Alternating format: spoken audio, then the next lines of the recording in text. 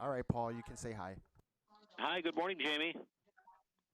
Hey, Paul. Good morning to you. Happy almost Halloween. Thank you for having me. And to you too. We're ready in just a minute. I'll put you on hold here, okay? You got it. Thank you. Stand by. What's the note, Palin?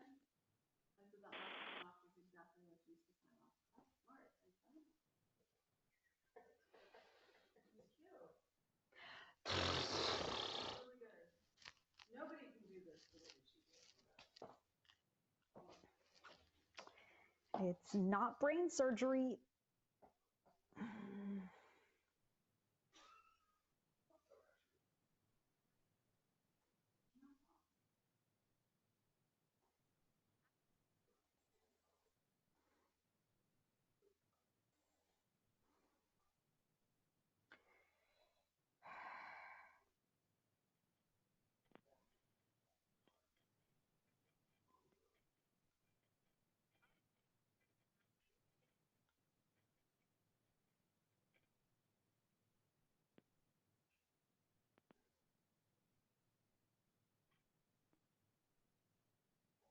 On 1380 WPHM.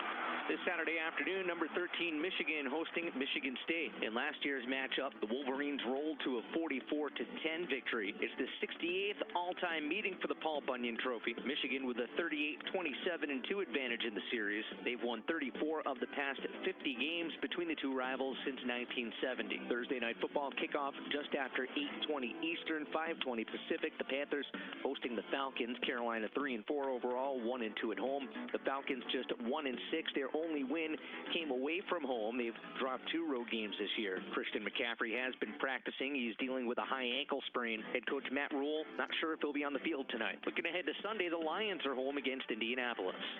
Boomer Naturals, your source for 3-layer protective face masks. Breathable protection for adults and kids. Save 20% with promo code SPORTS at boomernaturals.com. I'm Chuck Sanders. That's the Sports Flash. 1380 WPHM. Joe Biden would destroy America's energy independence. Listen to Joe Biden. No more drilling, no ability for the oil industry to continue to drill, period. Biden's plan would kill 10.5 million jobs. Gas prices would skyrocket. I guarantee you we're going to end fossil fuel. Biden would shut down energy exploration. Have a transition from the oil industry, yes. And ban fracking. No more, no new fracking. Joe Biden's anti-jobs Green New Deal plan would be a disaster for America's economy. Energy prices skyrocketing. Entire industries destroyed. America once again forced to rely on foreign oil and energy production. There's nothing moderate about it. Joe Biden wants to crush millions of American energy jobs, and he wants to do it now.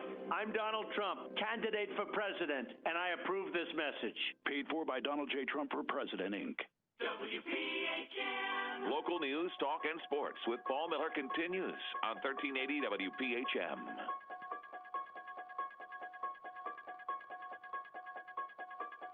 All right, Halloween is coming up on Saturday, and you want to do something fun for Halloween. This might not be the year that you go trick-or-treating. You might be planning something different at home with the kids. Joining us right now to give us some ideas, things we can do for fun, and it's going to taste pretty good as well, is celebrity chef Jamie Gwen.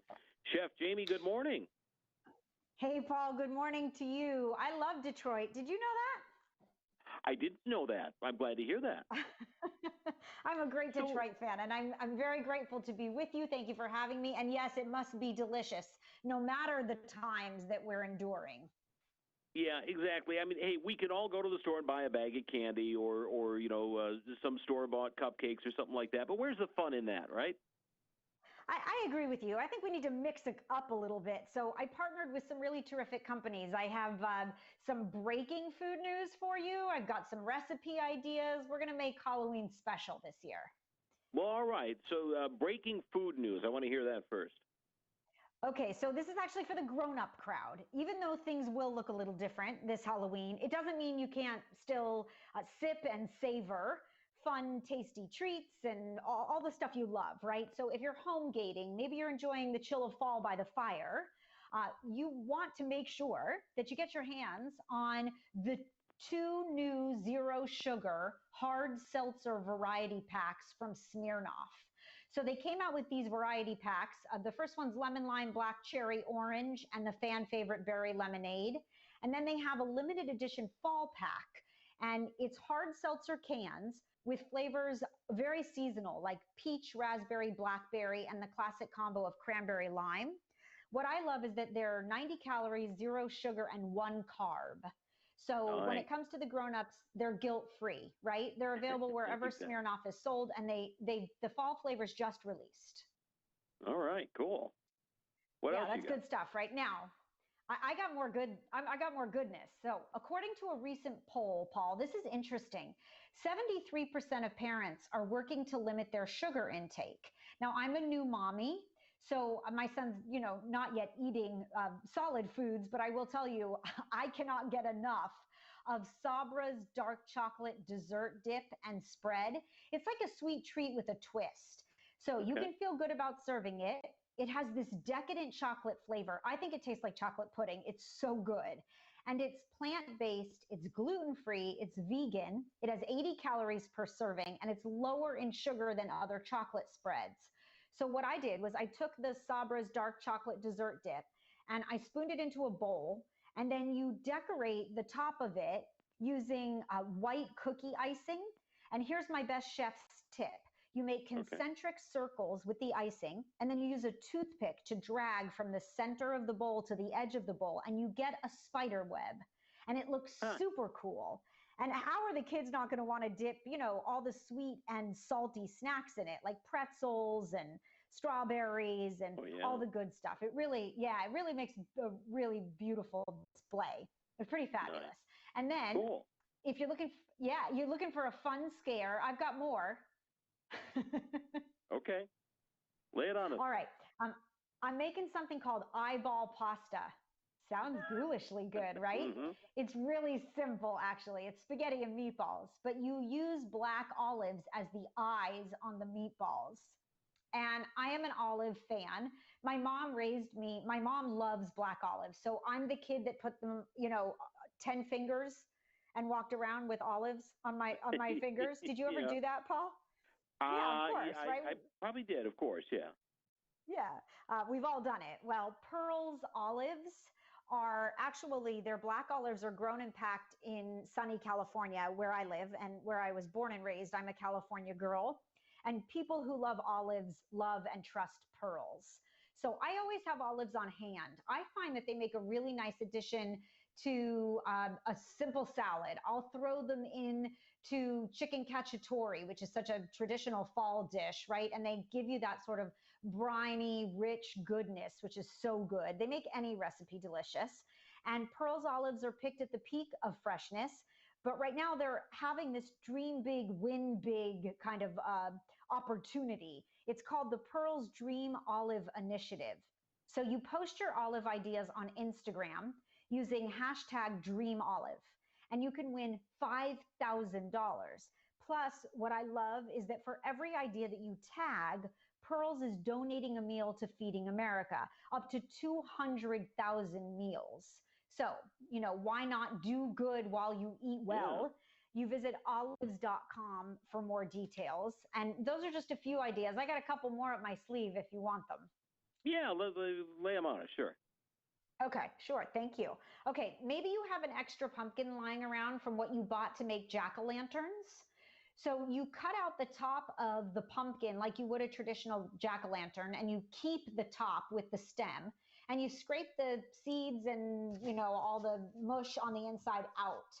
And then about 2 inches on the outside from the bottom of the pumpkin, you cut or carve a small hole. And you can buy a simple spigot for $1 at your local hardware store. And you insert the spigot, and then you fill the pumpkin with whatever it is you love. And you have what I call a pumpkin punch bowl. And then everyone can serve themselves from the little spigot on the pumpkin. It's really festive and fun, and everybody seems to love it. It's like my simple go-to Halloween, table thrill. Great idea. I love it. That's fantastic. Isn't that fun? Yeah. And then leftover candy. Okay, leftover candy sounds like, I mean, who has leftover candy? That's like having Right. leftover Smirnoff hard seltzer. But if you have leftover candy, I like to make Halloween candy bark.